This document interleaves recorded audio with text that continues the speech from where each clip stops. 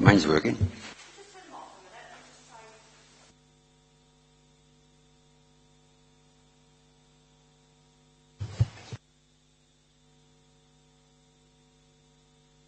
I'll have to come over this side then, Chair. Is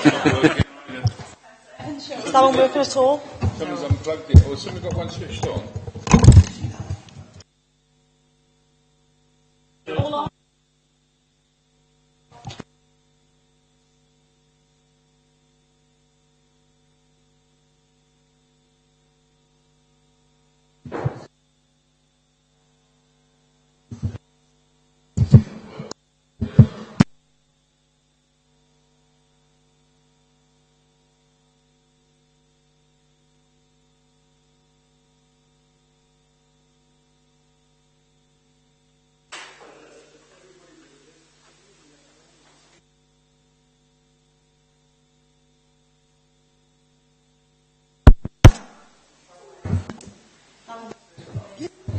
Yeah, it's working.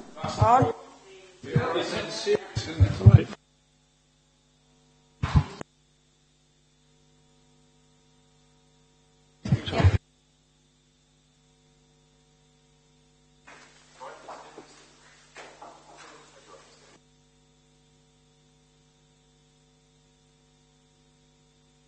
Okay then. I'd like to welcome everyone to the special meeting of Cleaner Communities Overview and Scrutiny Committee, which is convened today to provide a feedback from the subgroup that was set up to gain a much clearer and better understanding of the proposed options for refuse collection and recycling. The special subgroup team with myself, Councillor Stuart Ashley, Alan Williams, supported by Kath Turner, Alan will be providing the report. In conclusion to the meeting, a decision has to be made to agree with the three options or reject the report and provide more options. Just like to ask you all to please switch off your mobile phones as this meeting is being webcasted, and can I ask you to please use the microphones when speaking. There are no fire drills scheduled for today, and if the alarm goes off, please make your way through the fire exit doors where staff will be able to provide safe exit from the building. I'd like now to hand you over to Kath Turner, who will take us forward. Thanks, Chair. Just wanted to go over the key question from the scrutiny pro forma that we looked at the last meeting, because obviously at the end of the last meeting, as a committee, you felt that you weren't in a position to support the proposals. That's why the working group was formed, and therefore today is the option for the working group to feed back to you. But at the end of the meeting, you still need to be in a position where you can put forward your recommendations to the executive member. So if I just go over the key question again so that it's fresh in our minds, and then I'll hand over to Alan Williams and he can talk us through the report. So the key question is, has the process to identify a new approach to the way we deal with residual black bin capacity been clear and robust, and are the proposals put forward based on sound evidence from the criteria used? So if we can keep that in mind when we listen to what Alan has to say, and once he's finished going through the report, obviously if there's anything then you need to ask him, feel free. Can I just come in, start on the agenda first of all. The attendance race is going around if everyone would like to sign it. Do we have any declarations of interest? I wouldn't think so because we did that at the last meeting. Only to reiterate, Chair, what we said at the last meeting, we're all users of the service as well. Yeah, that's all right. Any apologies for absence, please? Apologies from Councillor Fiona Cross and Councillor Giles Davis and the co-opted member Gwyn Smith. Chair. My mic's not working. Oh, the mic is working. Councillor John Marshall. Thank you for that. I'll hand over now to Alan, who will provide us with details of the subgroup report. Cheers. Thank you, Chair. I don't intend going through the total report because I'll just take it that everyone's read it in any event, hopefully. But I really want to do three things, and that's firstly take you through briefly through the report's background and issues and findings. Secondly, go through the appendices, and there are quite a number of appendices, and I apologise for that before we start, but those were necessary to show the path that we were going on. I'll further apologise before I get to them, because I will not be taking them in the order of the appendices, but I'll explain that when I get along. But I only intend briefly to refer to them. You don't want to go through every number. So I do think you should just understand how they do work, since our task was actually to gain further understanding of how the decision-making process happened and how we come to those decisions. So obviously those numbers are intrinsic to doing that. And then finally, just to go through the group's conclusions at the end of the report. So really, moving on to the first part of that, we want to obtain further information to actually, as I say, get an understanding of how the authors came to their decision-making process. So the working group met with Darren Einham and Cunnan Edwards on the 24th of April, and then subsequently met as a group, and then we compiled our report. But as stated, it wasn't our remit to come to any conclusions. It was just to seek clarity for this committee, and the report is pretty brief itself, although, as I say, the appendices are slightly in a different order. But we need to get to the numbers used in that decision-making process. And also the RAP report that we referred to, members have heard of that in previous meetings, so we relate to the RAP report as well. So in terms of the key question, Kath's already gone through that, so I won't repeat that element of it. Just to say, we asked officers a series of questions, and you can see the series of questions set out there on page 3. And really, we wanted information on the newly created, disaggregated bundles, and those produced in the same format as the RAP report. That was done, those were made available to us. There were a lot more than you see in front of you. If you thought there were a number there were quite a number of extra tables which we thought were superfluous for this purpose. But we could see the correlation between those two items.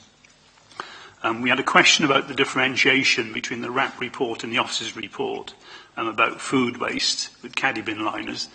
That was because, and this is one of the pieces that lacked clarity in the original report, or the original report, since there were two, if you recall, in that the 2.3 in the RAP report related to the percentage of curbside recycling, and the 1.35 used in the officers' report was about total recycling. And that wasn't clear to everybody, so that one was cleared up, and we were happy with that. We also found the extra milestone that was missing from the report, which was for 1920. There's a 64% target, which we did need to have if we were looking at other alternatives to those options that were presented. In terms of the background data, remember appendices 2, 3 and 4, we couldn't work out where those numbers came from. And they did actually relate to total recycling and not just curbside. The report was talking of curbside, and then it put the total recycling percentages in, which again created some confusion.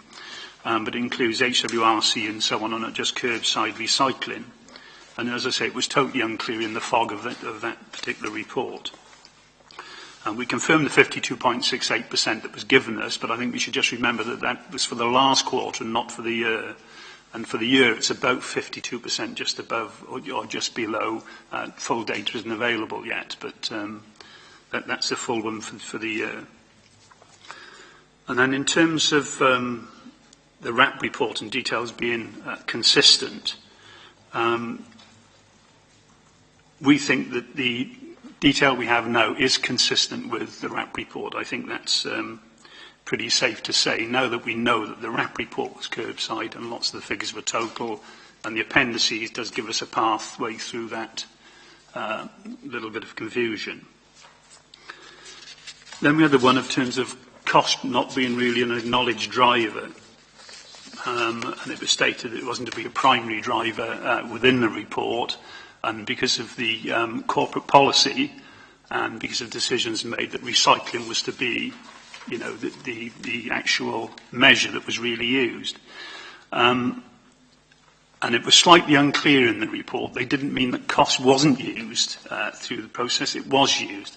As a matter of fact, when we come to it later, I would say that maybe that paragraph is a misnomer, because when they came to raw scores, cost was 50% of the objective part of the decision-making process. And I'll come to the difference between the objective and the subjective bits a bit later. But it certainly cost was 50% of that driver used in coming to their decision. As I say, before we get to the subjective part of that. And as I say, I'll come to the conclusions after I go through the appendices. As I apologise for this. I've got it in my batting order, not yours, but hopefully I can give you the right page numbers.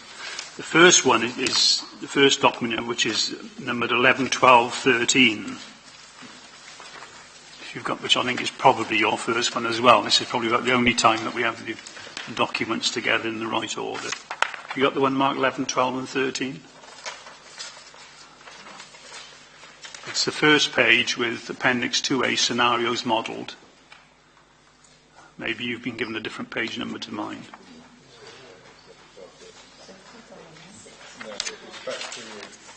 Sorry, I know where you're going, and this is where I'm confusing you. If you look, the first number of reports are the RAP reports, so it will start with 6. If you go further into your bundle, you'll come to 11, 12 and 13, which is the officer's report. The appendices are in RAP report, then officer's report.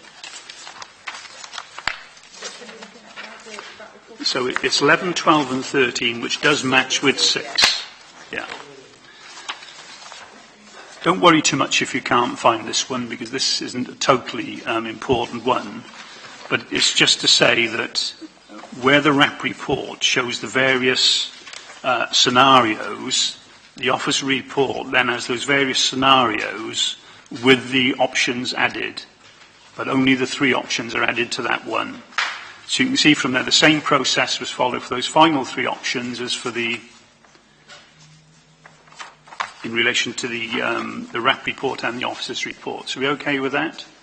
The background data and whether it's fortnight, what type of vehicle and so on is carried out in the same format, and you can follow that audit trail through between the 2 of them. Don't bother to find this next page because it's there for your reference, and it doesn't mean a fantastic amount, this one. But what table 23, which is page 7, and it's appendix 1B, so it's at the top of your bundle. This is the original table in the RAP report containing curbside collection rates for each scenario. Now, I haven't bothered to put a comparison in with this, because when I come to pages 16 compared to page 9, you will see the actual figures used then, which are updated. This was just a very early table for information, but you can follow from table 23 on this page 7 to those tables on page 16 and 9 if you want to at your leisure. But that breaks it down into what we recycle, by product just about, how much refuse we've got, total tonnage and so on and so forth, and the curbside recycling rate.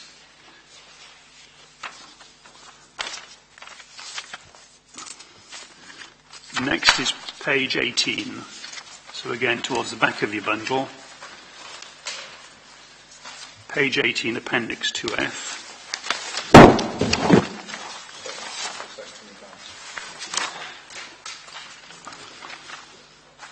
Now this shows one-off costs for year 1 and matches page 8. When you look at page 8, it's actually the bottom table on page 8, because I believe there are 3 shown on there. Yes, there are 3 tables shown on there. So it matches the bottom table on page 8. And again, what it does, it adds all the options that have been disaggregated against the RAP report. So it's the RAP report options plus the options added by the service area. Some of these costs actually are one-off costs, but I think some will recur, if not in the same amounts, in later years. But those that are taken care of in a different table. But you will see details that match the first two tables in page 8, which I referred to as well, are actually contained in other appendices. So again, you can follow through the detail in relation to how the officers compile the report and how it relates to the RAP report. Page 16.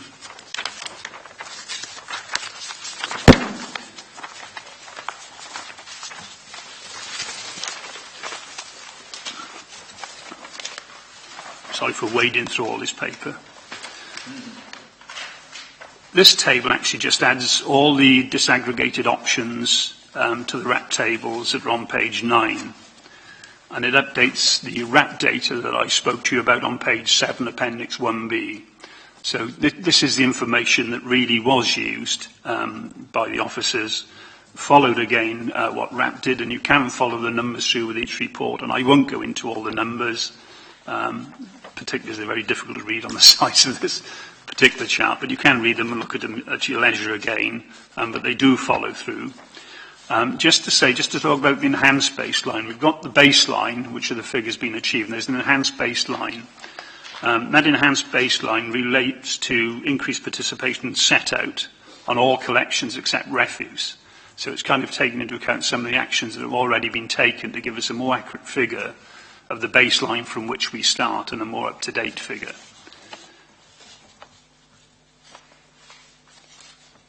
And again, that is just performance and material breakdown. So again, that's tonnages and so on and so forth, and recycling rates.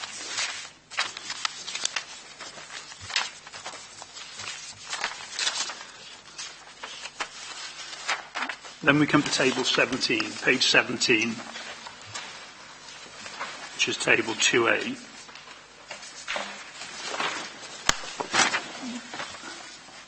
Now, table 17 actually matches with page 10. You don't have to find page 10 if you don't want to, but it does match with page 10. And this actually adds the cost of all options modeled to those of the RAP report, which were contained on page 10. So it shows the breakdown of all annual costs, net cost that is, including treatment and disposal costs. You can see as it moves down the chart.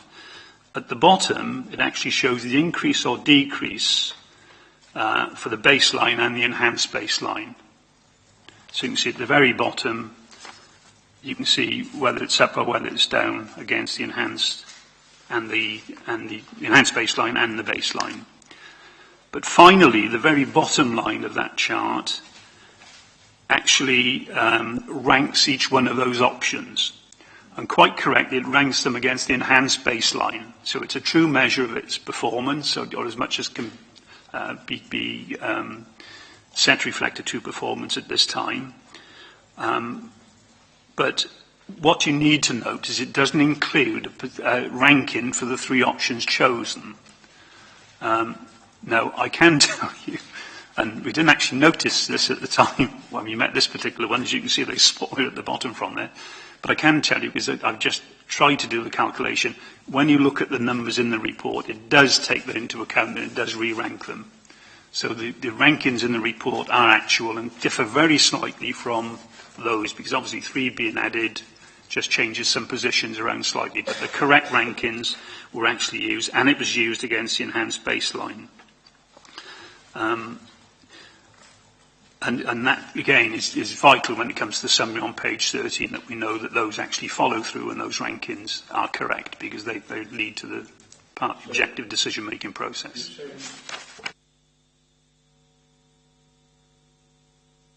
These rankings on here are 1, 2 and 3, or not? And the blank ones don't mean anything on there, on the bottom of there, Alan?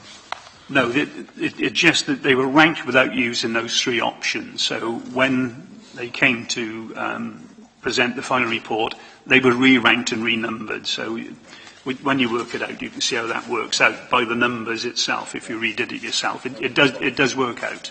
Alan? I think also it's worth noting in terms of that we couldn't actually verify any figures. That wasn't our task from there. The figures as presented, they were figures that were presented to RAP from the council as well. So all we can say, given the figures that are provided, they follow through. So we're not actually confirming the actual data, we're just confirming the formula, really, on that one. So that's 17. Getting through them now. Swimming in fog. Next is page 19.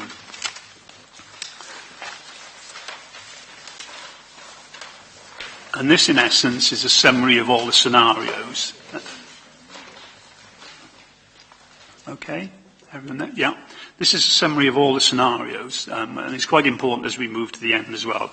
It's information taken from previous appendices, and if you look on the left-hand side, see recycling performance, refuse and total tonnage. That is extracted from page 16, appendix 2B, and is correct.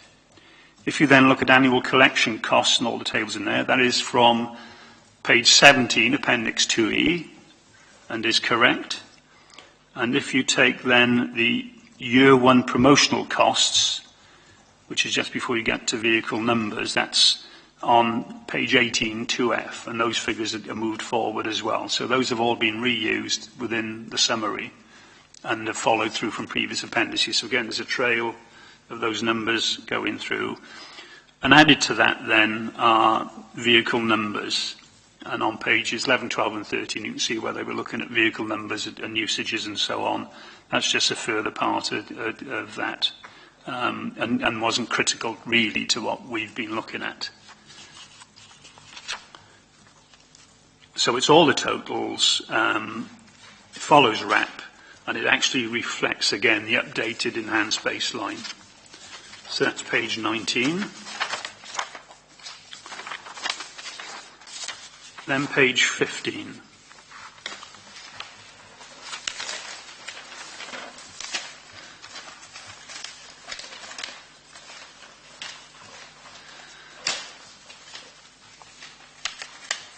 And this is taking cost data from page 19 and actually ranking them in order of cost and recycling for curbside, not total, is the top bit. It's the annual collection cost and rankings at the top of the first part. Can everyone see that yet? In comparison of scenarios? Yeah. So that's curbside recycling and rank them in order of cost for recycling, which we'll see on there. Based on recycling and based on cost gives you their number and their ranking for all different scenarios. Then at the bottom, it adds it to the other elements of recycle and dispose waste to produce an overall recycling rate, which is then shown on the bottom line. Can everyone see that? So you see for enhanced baseline, it's 60.6, the very, very bottom line of overall recycling, under the heading recycling performance, recycling rate. So for every disaggregated option, you can see a total recycling percentage. Is everyone okay with that? Good. And those numbers are actually used in appendices 2, 3 and 4 of the report the officers presented. Then I'm pleased to say we're at the final chart. As a matter of fact, I'm very pleased to say we're at the final chart, as you probably are. And this is the summary. Page 14.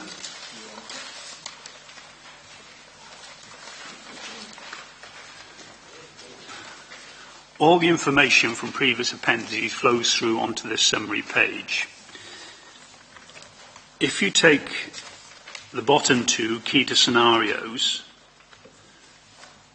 so just take the bottom one because the final option is slightly different. If you take the key to scenarios, when this was looked at to come to the number of options, that scenario description was not available to those people who were making the decision.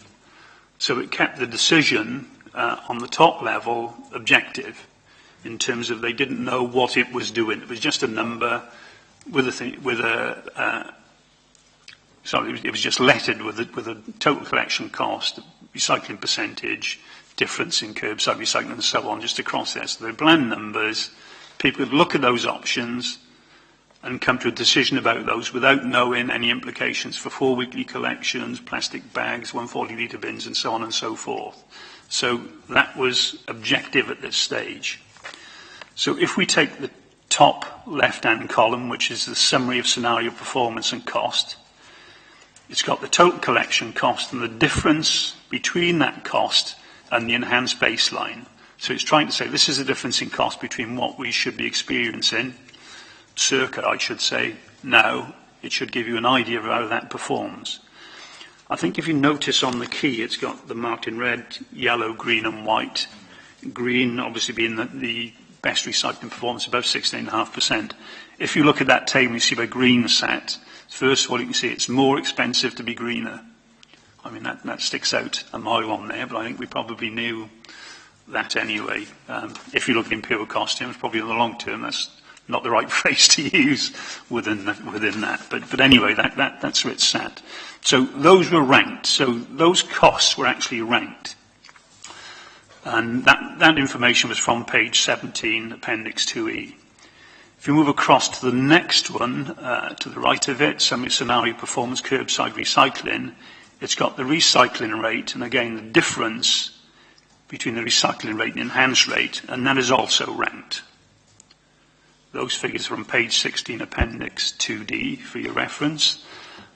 So you have the cost, and you have the recycling performance, and then if you look across to the right, it's got a column with raw scores on, i.e. the combination for each scenario. So if you look at scenario 16, which is the top one, and look to the chart, you see it scored a 6 in its rank on the first and a 5 in its rank on the second chart, giving it an overall ranking of 11. And that's done for each one of those disaggregated options and the rep options across there. And that's what I say, that now makes it a 50% balance between cost and recycling rates. So the issue about cost and so on isn't quite correct, and necessarily isn't quite correct. It should be taken into account. So at this stage, it's all objective. If we move down the next set, down the middle set, that's a scenario performance, year one additional costs. These are the one-off costs set out against enhancement and ranked. And then it also says in the next, and that's on page 19, sorry, I should tell you that. And then the next table across gives you the total scenario performance. That's total recycling rate, everything thrown in for each different option, plus what we recycle and gather as refuse from elsewhere. And that again is ranked. So we've got total recycling rate as well as curbside down there, one below t'other. Then the chart on the right are those that were selected from options that were above 68.5%. So you know from the key at the bottom that the keys are red is not achievable as it would need an AHP collection, yellow recycling too low, green above 68.5%, and white are the proposed options. Now there are no white on there at that particular stage on the N chart. That is the end of that particular middle column. The white ones are down in the final options that were selected.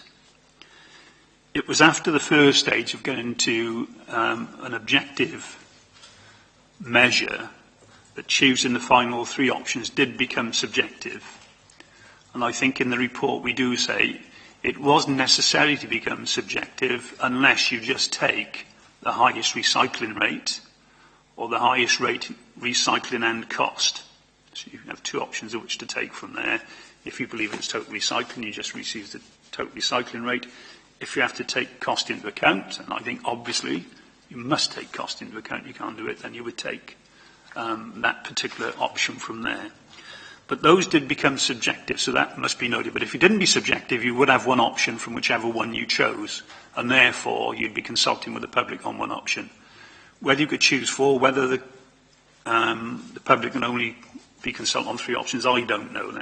That wasn't for the group, and we're just following through their process. But what I would add, before moving on, is just going back a little bit, whilst we're on that bottom chart of final options, in looking at that, at the last meeting, the subject of food liners was brought up, and I think everyone agreed that food liners should be actually added to the options and should be in there. I just want to say, if you do add food liners to it, then 8A actually becomes option 9B, 13A becomes option 13B2, and 18A becomes option 16B. So if this committee said they wanted food liners on there, it would be those three options that were selected, food liners added, and become options 16B, 13B2, and 9B, as I said. Now, those options are more expensive in some cases than the options that were selected.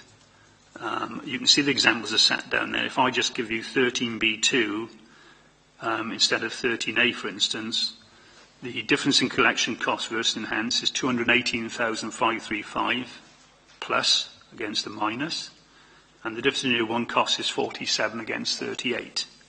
So that's more expensive. Went to 9B. Again, difference in enhanced costs is 278,000 just about, against a minus 78k, and one off your cost, which obviously for bins in that case, is 763, you're paying 754, so not too much difference with 9B. But I thought I'd just point that out while I was there, just as an aside really, just since I think you've had a circular chart, so I'll put those away. Maybe you'll never want to see them again. Does anyone have any questions for Alan on the chart aspect? It's not a question, Chair. It's just a comment, really. It's to thank yourself and the group for getting the detailed data, which we required to come to the decision. I'd like to thank everyone involved with that, and Alan for giving us that information this morning. Thank you, much appreciated. And if I could just echo that as well, Chair, that Alan has given a really good report back, something that I would not relish to do. There was a tremendous amount of work and effort went into it, and Alan, you put all this together at the end of the day. I was going to say, the number crunching, going through that, I mean, one point you did make, we can't verify those figures, but the story, even if you don't take the numbers in, it becomes a lot clearer because we've got the narrative and the numbers through, and I think it makes sense to everybody the way Alan's told it there, because those numbers are sensible. They generate themselves, and anyone who's ever done any spreadsheets, you can see how that works. It's a fairly logical thing, and I think we didn't have that before. We've got it now, and you can see where they're coming from. I think if information, the correct information was provided at stage one, we wouldn't be here today. Thanks, Chair. I wanted to come to that in terms of conclusions and a summary of all that, because I think that's an extremely valid point. And I think really it was, we were actually able to question the officers closely and actually receive the requested information, and we did get that, and there was, there was no issue with that. I think the group would also then clearly see, as you said, the audit process used within this process, and that there was a trail that we could follow, and it was a robust process from that. Also, again, an objective approach was used until that final, probably necessary subjective one, and that may be a discussion about that subjectivity, as is always when something is subjective, there's discussion about it. But I think also the group felt that the issues could have been addressed within the report if some relevant appendices had actually been attached to the report and appended to the report, and a few sentences just to join up the reports with some further information. And the group did feel that that was feasible and should have been done and should have been clear. But it felt that the overall work done, I mean, there was a terrific amount of work going into this. I don't think we should move away from that. A lot of detailed work, and it was quite good to see that. But it certainly hadn't been communicated with the necessary clarity nor a clear audit trail. And I think the group felt strongly that the first two reports presented weren't fit for purpose and actually created a lot of unnecessary work, time and inconvenience for the committee and officers, with one or 2 meetings actually being cancelled and then rearranged, and then the group had to meet and do all that. And that could be avoided. So there's a lot of extra work without accounting for the actual cost that was contained in that extra work for both officers and for members. And I think the group hoped in future that all reports that are presented to them are clear, concise, to the point, and actually have relative auditable data so that we can understand the process and see what it is. But I think most importantly for transparency, the public need to understand these reports and be able to follow them without further need for explanation, because they will be consulted upon with this. And I mean, if there's a fog at the start, they're going to find it difficult to see their way through or see the reasoned process that was followed and understand it. So I think it needs to be a lot clearer so that people understand it. And I just think good managers will be able to do that. I know sometimes experts get mired within their own little remit, but when you're producing something like this, it needs to be clear, and that would avoid a lot of problems, because there was nothing wrong with the process in the group's view, and I think, as members said, now they can see where the process ended up. So, in finishing, I thank Stuart and Alan and Kath, of course, and Dan and Cunningham for their help in doing this and getting us to this point. It's slightly later than we needed it to be, but at least we're here. Thank you. Thank you, Alan, for that very concise report, and a lot of hard work has gone into it. Kath, do you want to... Are there any questions? Are there any questions? No? Okay. Can I over to Kath?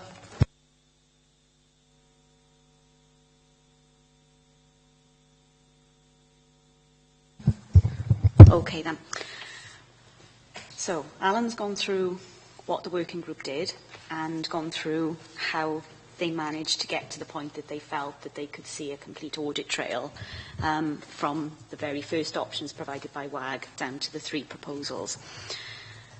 If there are no questions around that, your next stage now is to come up with your recommendations to the executive member. At the last meeting, you felt that you weren't able to support the proposals because you didn't have enough information. Do you now feel that you've had enough information to support those 3 proposals? If so, the recommendation will be that you will support them, and obviously will be the recommendations will carry on from the last meeting.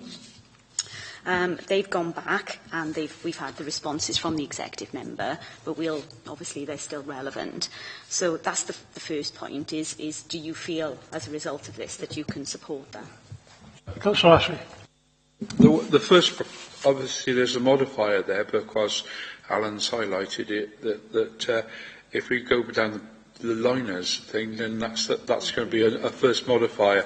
Do we want liners or don't we want liners? We weren't obviously going down that. That's our first observation. There's a comment Kath will make now with regard to the report. Oh, sorry. What do we recommend? Well, we recommended liners in the last meeting, and that did go forward. Can I ask the cost of them? Bear with me. Okay. If you recall in the last report, there were a number of assumptions made by officers of how they felt the committee felt about certain points. Things like, should there be a charge for green waste? Should food caddy liners be introduced? Enforcement? If you remember, there were lots of them. So as part of your recommendations, they went forward, and then we also listed each of the assumptions made by the officers and your committee view. And the one in relation to food caddy liners was, the committee feels strongly that food caddy liners should be introduced at the same time as any other changes that are implemented. And the executive member's response to that is, noted, and this view will be fed into both the member seminars, consultation with the public, and the final decision report to Cabinet and Council. So they've already taken on board your recommendation in that area. You happy with that, Councillor Ashley? Yeah. It's really important, because I've lost count of the people who have said other authorities provide these liners, and if we want to encourage people to recycle as much as possible, I mean, some people buy them themselves, other people can't afford it, as you know, and they have to be the right type of liner. Well, if the council provides them, they are biodegradable liners, and I think it would encourage people to recycle more of their food waste. Quite agree with you. Right. Any other?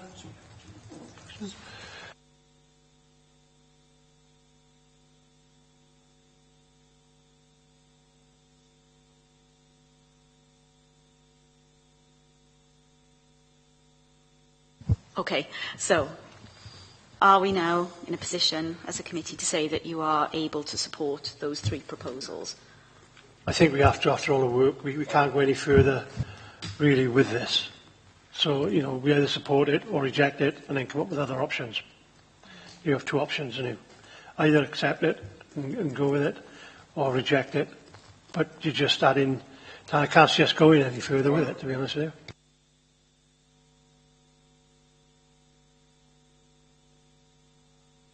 Can I go on, Chair? I am as well, but I mean, I'm just wondering, because I mean, essentially, we have recommended something different by recommending food liners. I think maybe the only thing you could argue about with what's left is 4 weeks a feasible one to consult on. Now, I think the only answer we come up there is what we intrinsically feel about what the perception would be, but I mean, that's for people outside there to come up with that. We've all got our feelings about those ones, but I think you've had an objective decision-making process, which I think we agreed should become subjective to 3, and we have effectively changed the 3 options, adding food liners to them. There is. Stuart. I mean, we could go with these, bearing in mind that we've also suggested the food liners and do it out and neatly get out of it. Well, we have done. Yeah. We have done. I So mean, that's what I'm saying. You know, as I was not the presentation and not the chair, I can recommend, Yes. and somebody support me, I recommend we go with this, because the logic of the situation, all that paperwork there suggests that we go there, and I can't see an option You know, the other than those, yeah. the task that was set out for the subgroup Yeah. has been done to in great depth. Yeah. Must add, you know, we can't change that. It's done. So, you know, are everybody, all members in favour that we support this? All I was trying to say, as far as I'm concerned,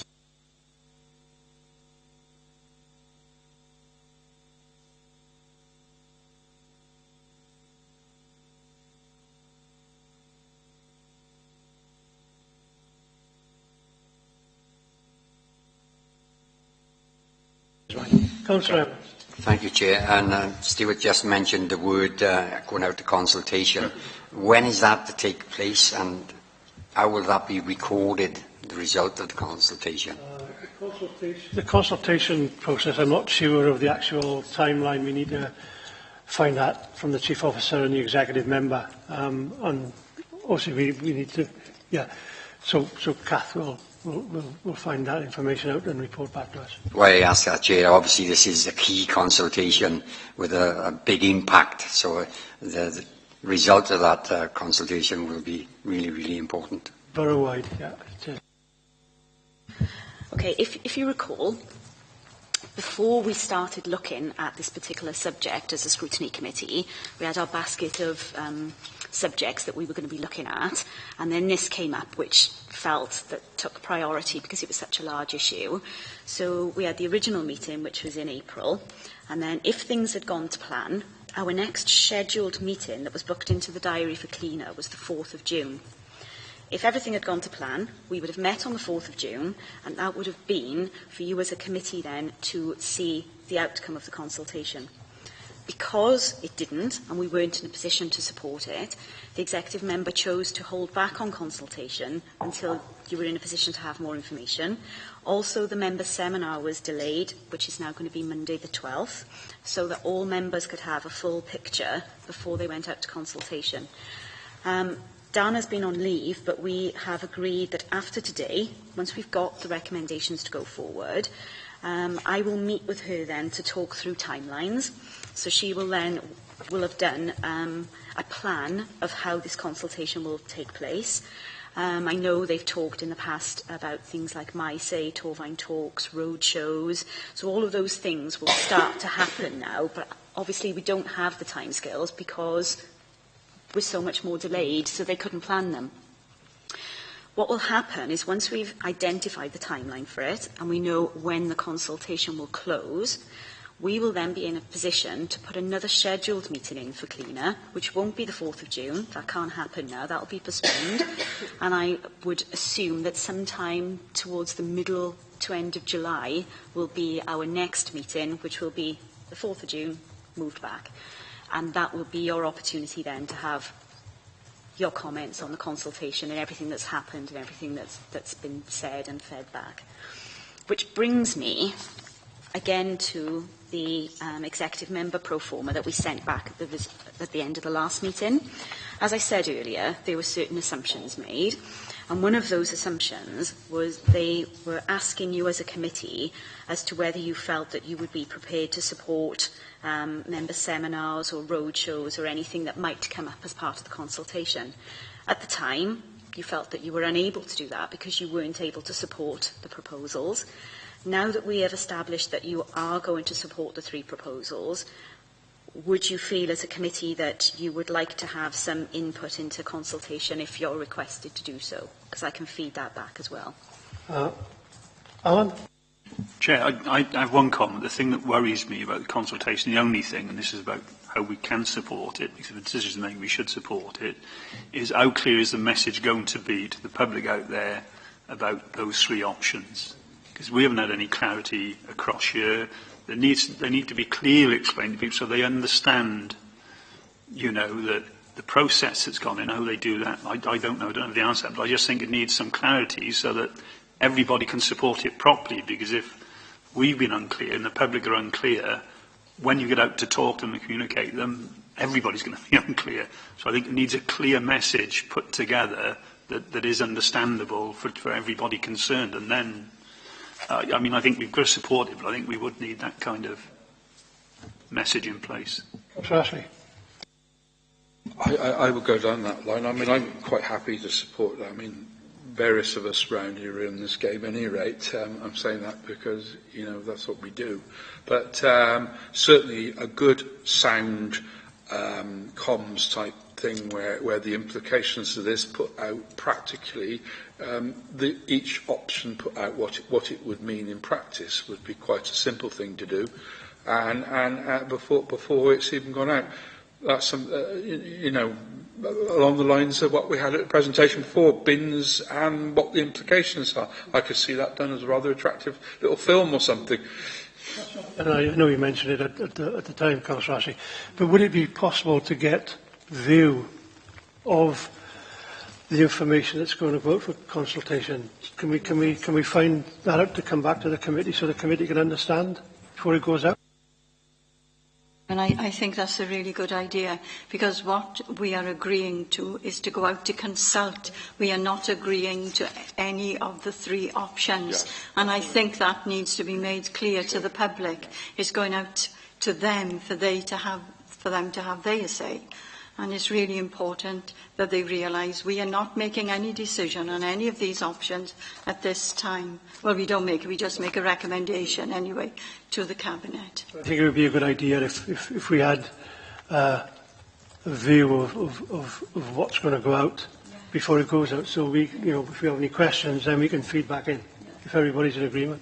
I agree with that. If it's clear to us, then it'll be clear to the people out there.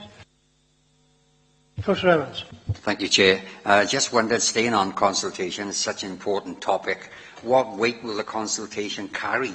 If you get 90% of the residents saying they don't want any of the options, where do we go from there? I know it's a difficult question to answer. That's a very difficult one to... Well, can I come back to that? That then comes back to a leadership question, doesn't it? And that somebody then has to make a decision, which is inevitably what members have to look at. That's exactly right. It goes back to the executive member.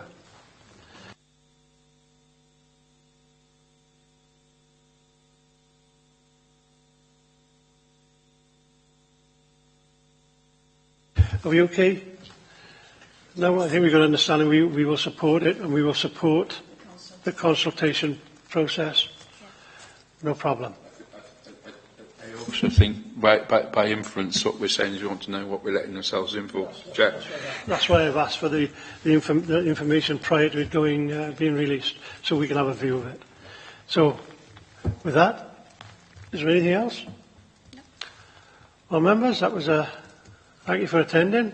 Thanks Alan and Stuart and Catherine for the hard work that's gone in to provide this information.